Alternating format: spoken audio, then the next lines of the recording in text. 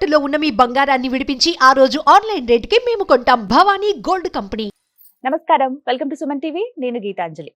ఫిబ్రవరి 26వ తారీఖున మహాశివరాత్రి అండి. ఈ సందర్భంగా ఇంట్లో ఏ విధంగా మనం పూజను చేసుకోవాలి, ప్రత్యేకించి జాగరణ ఎలా ఉండాలి, అలాగే ఆ శివయ్య ఆరాధనలో మనం ఎలా ఉండాలి, ఆ స్వామిని ఎలా మనం ప్రసన్నం చేసుకోవాలి తెలుసుకుందాం. వివరించేందుకు ప్రస్తుతం మనతో పాటు ఉన్నారు లలిత ఉపాసకురాలు, లలితా పరివార్ సంఘ వ్యవస్థాపకురాలు డాక్టర్ అరుణపేరి అమ్మగారు. వారితో మాట్లాడదాం. అమ్మ నమస్కారం. శ్రీమాత్రే నమః. శ్రీమాత్రే నమః. అమ్మ, శివరాత్రి చాలా విశేషం. మహాశివరాత్రి, ఏడాదికో శివరాత్రి అంటారు. ప్రత్యేకించి ఆ రోజున ఎలా పూజ చేసుకోవాలి అంటే జాగరణ ఉంటాము, అలాగే ఉపవాసం ఉంటాము, కానీ నియమంగా ఈ పని ఖచ్చితంగా చేయాలి, ఇలా శివరాత్రి జరుపుకుంటే చాలా మంచిది, ఆ శివయ్య అనుగ్రహం ఉంటుంది అని అలాంటి నియమాలు ఏమన్నా ఉన్నాయమ్మా? ఏ విధంగా మేము శివరాత్రిని జరుపుకోవాలో వివరించండి. తప్పకుండానమ్మా. మనకు వస్తోంది శివరాత్రి. అవును, త్వరలోనే వస్తోంది. అవును. శివరాత్రి, దీన్ని మనం లింగోద్భవ టైం అంటాం కూడా. రాత్రి 12 గంటల టైంకి లింగోద్భవ టైం అని కూడా అంటాము. అసలు ఈ లింగోద్భవం ఎలా జరిగింది, అది మనం శివరాత్రి అని పేరు ఎలా వచ్చింది, లింగోద్భవం ఎలా జరిగింది అది తెలుసుకుంటే అర్థమవుతుంది. ఇది జరిగిన ప్లేస్ అరుణాచలం. అరుణాచలం నేను చాలా షార్ట్ లో చెప్తాను, చాలా పెద్దది ఉంది, షార్ట్ లో చెప్తాను. బ్రహ్మ విష్ణు వాళ్ళిద్దరిలోనూ నేను గొప్ప అంటే నేను గొప్ప అని వాళ్ళిద్దరిలో ఒక ఇది వస్తుంది అనమాట.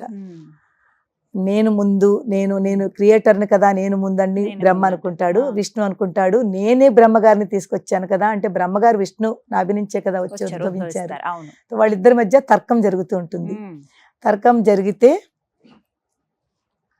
వాళ్ళు శివుడి దగ్గరికి వచ్చి వాళ్ళు ఎవరు గొప్ప అని శివుడిని మధ్యలో పెట్టి శివుడే చెప్తాడు అనుకుని వాళ్ళు అక్కడికి అడగడానికి వస్తారు. శివుడు ఏమీ మాట్లాడకుండా నవ్వి వాళ్ళిద్దరి మధ్యన ఒక చిన్న కాంపిటీషన్ పెడతారు. వాళ్ళిద్దరి మధ్యన బ్రహ్మగారికి అంటారు, నువ్వు పైకి ఊర్ధ్వలోకంలోకి వెళ్ళి ఒక లింగం ఆకారంలో ఆ పైన ఎక్కడి వరకు ఆ లింగం ఉంది, ఎక్కడ స్టార్ట్ అయిందో అది చెప్పాలి, స్టార్టింగ్ పాయింట్ చెప్పాలి. విష్ణుకి ఎండింగ్ పాయింట్ చెప్పమని కిందకి పంపిస్తారు, అధోలోకాలకి అంటే పాతాళ లోకాలకి. ఇద్దరిని పంపించి ఎవరు అది కనుక్కుని వచ్చారో దాని తర్వాత నేను చెప్తాను ఎవరు గొప్ప అన్నది. బ్రహ్మగారు పైకి వెళ్తారు, విష్ణు కిందకి వెళ్తారు, అలాగ తిరుగుతూ ఉంటారు.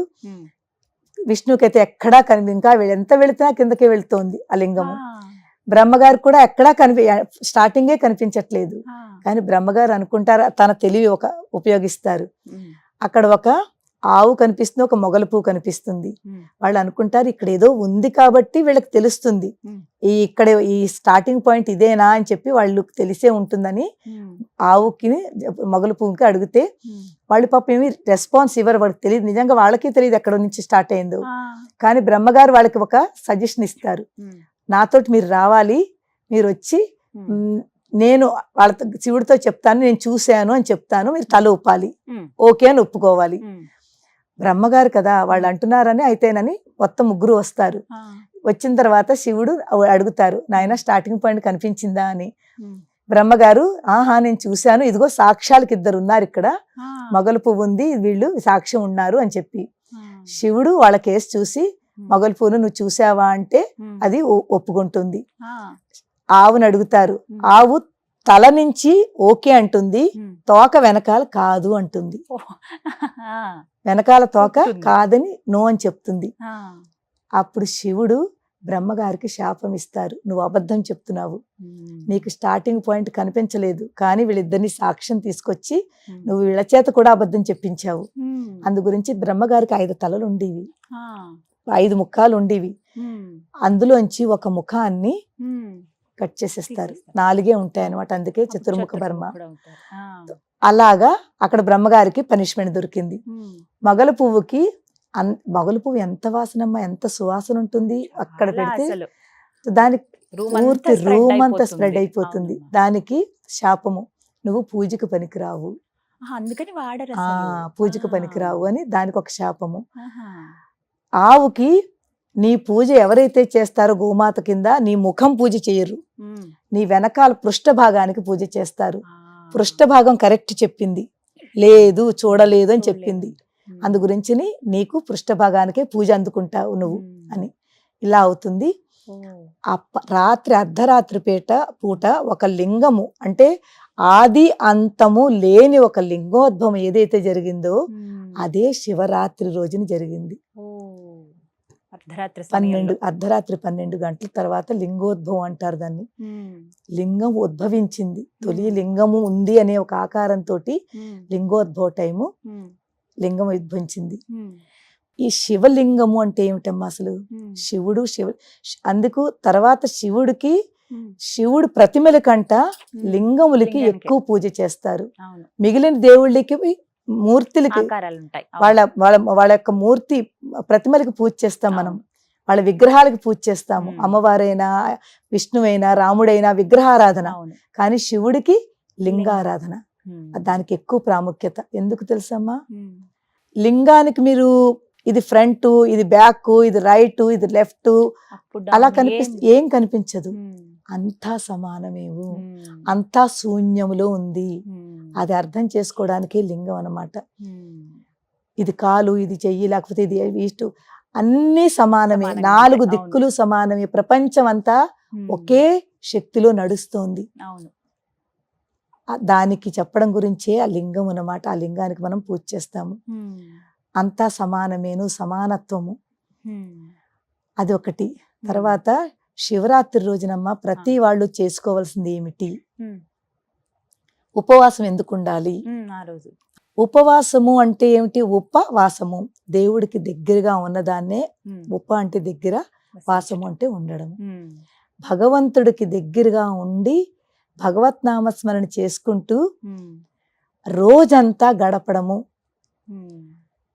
భోజనం దగ్గరికి వచ్చేసరికి మనం ఉపవాసం రోజున ఎంత తక్కువ తింటే మన దైవం మీదకి దృష్టి వెళుతుంది. అందుకు చేస్తారమ్మా. రోజంతా తినేసి మనం దేవుని తలుచుకుంటుంటే మనకు భోజనం మీద మిగిలిన వాటి మీదగా ఎక్కువ దృష్టి వెళుతుంది. మీరు ఒక్కసారి మీరు ఎప్పుడైనా మన ఏకాదశి ఉపవాసము ఏ రోజైనా ఉపవాసం చేస్తే 2 రకాలు. ఒకటి సైంటిఫిక్ గా కూడా చాలా మంచిది, ఆధ్యాత్మికంగా కూడా చాలా మంచిది. మన దృష్టి అంతా కూడా ఇంకా ఇవాళ ఏం వండాలి, ఏం తినాలి, ఇవేమి లేకుండా ఇంకా భోజనం మీద దృష్టే వెళ్ళదు. మనం కాస్త ఉన్న టైం అంతా కూడా దైవనామస్మరణ చేసుకుని మంచి పనులు చేస్తాము. ఉపవాసం ఉన్నప్పుడు మనసు ప్రశాంతంగా ఉంటుంది కదమ్మా. ఈ ప్రశాంతత ఇలాగ ఉన్నప్పుడు మనం చేసి ప్రతి పని చాలా మంచి పని చేస్తాం, మంచి కర్మలు చేస్తాము. మంచి కర్మలు చేసి మంచి పనులు చేస్తుంటే ఇందులోనే ఆ భగవంతుడు ఉన్నాడు. భగవంతుడు అనేది ఇక్కడ అక్కడ కాదు, అంతే కదా, ప్రతి అంశంలోనూ ఉన్నాడని, ప్రతి దాంట్లోనూ ఉన్నాడు.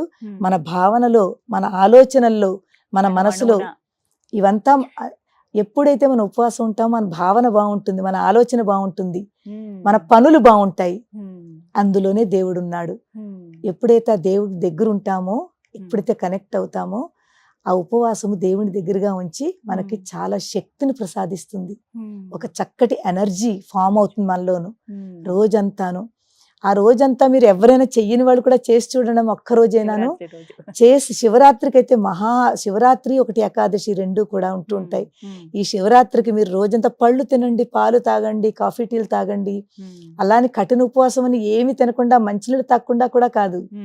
మీ శరీరాన్ని బట్టి, మీ ఆరోగ్యాన్ని బట్టి, మీకు ఎవరికి ఏది ఎలా కావాలో, షుగర్ పేషెంట్లు ఉన్న వాళ్ళు, పెద్దవాళ్ళు ఉంటారు, అలాంటి వాళ్ళు కాస్త ఏదో ఒకటి వాళ్ళకి నచ్చింది భుజించండి. కానీ తక్కువ, ఎంత అవసరమో అంతే తీసుకోండి. ఆ రోజున చేసి చూడండి. మీకు ఏమీ తినకపోయినా కూడా మీ బాడీ ఎంత శక్తిగా ఉంటుందో, మిగిలిన రోజుల్లో చెయ్యలేని ఎనర్జీగా పనులు ఎనర్జెటిక్ గా ఉంటూ ఆ రోజు ఇంకా ఎక్కువ చేస్తాము. అంత ప్రశాంతంగా ఉంటుంది మనసు. అది ఉపవాసం యొక్క ఇది. రాత్రి వరకు ఉపవాసం ఉంటాము. రాత్రి మనకి ఈ లింగోద్భవ టైంలో జాగరణ చేస్తాము. జాగరణ ఎందుకు చేస్తామంటేనమ్మా, శివరాత్రి ఏ రోజు వస్తోంది? అమావాస్యకు ఒక రోజు ముందు. ఎంత అద్భుతమైన రోజు అంటే చతుర్దశి అంటాం మనం. శక్తులు ఏదైతే ఉంటాయనమ్మా, రోజంతా కూడా మనకి ఈ శక్తి స్వరూపాలు ఏదైతే తిరుగుతాయో, చీకటి శివరాత్రి అంటే అమావాస్యకు ఒక రోజు ముందు అంటే ఒక చీకటి ఉంటుంది, అంధకారము. అంధకారం అంటే రాత్రిపూట ఏమిటి ఉంటుంది, కామ్గా ఉంటుంది, ప్రదేశం అంతా కూడా చాలా కామ్గా, అందరూ నిశ్శబ్దంగా ఉంటుంది. అవునమ్మా. నిశ్శబ్దంగా ఉన్నప్పుడు ఈ శక్తులు ఏవైతే ఉంటాయో ఆ శక్తులు యాక్టివేట్గా ఉంటాయి. అమావాస్యకు ఒక రోజు ముందు, ఈ శివరాత్రి రోజుని ఆ శక్తి స్వరూపాలు కూడా అలా చాలా యాక్టివేట్గా ఉంటుంది. ఎప్పుడైతే మనం జాగరణ చేస్తామో, ఉపవాసం ఉండి జాగరణ చేసి రాత్రి 12 వరకు 12:30 వరకు ఉంటామో, ఆ శక్తి ఎనర్జీ, శక్తి అంటే ఎనర్జీలు, ఆ ఎనర్జీలంతా కూడా మన లోపలికి వచ్చి మనని ఆ శక్తివంతంగా చేసి, మనకు తెలియని ఒక మహాశక్తి మన లోపల ఫామ్ అయిపోతుంది జాగరణ చేస్తే.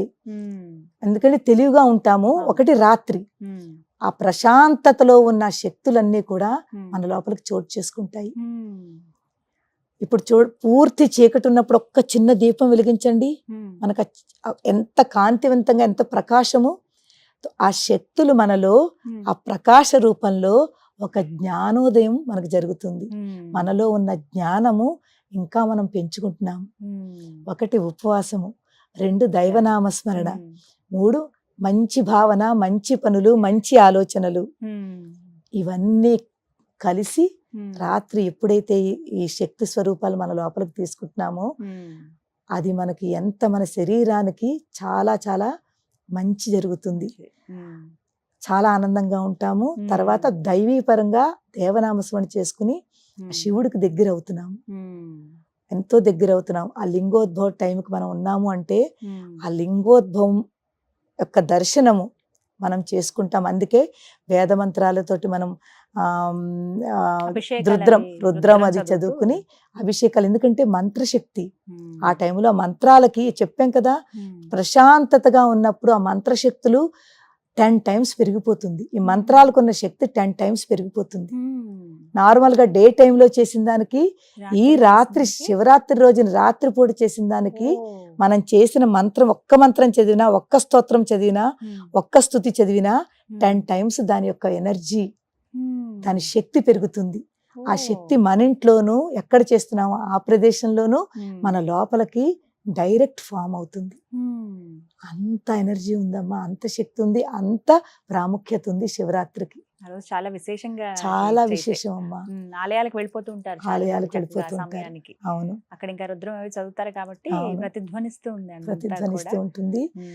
నిజంగానే మనం ఎంత ప్రశాంతంగా ఉండి మనం ఎలా చదువుకుంటామో, సాధన ఒకవేళ ఏమీ చేయకపోయినా కనీసం ఒక అరగంట సేపైనా మౌనంగా ఉండి ఏదో ఒక మంత్రము, ఏ మంత్రమైనా, ఏ మంత్రం రాకపోయినా శ్రీమాత్రే నమః, ఓం నమ శివాయ, ఓం నమ శివాయ, లేకపోతే హరే కృష్ణ కృష్ణ కృష్ణ హరే హరే, హరే రామ రామ రామ హరే హరే, ఏదో ఒకటి పట్టుకోండి అమ్మా, చిన్నది పట్టుకోండి.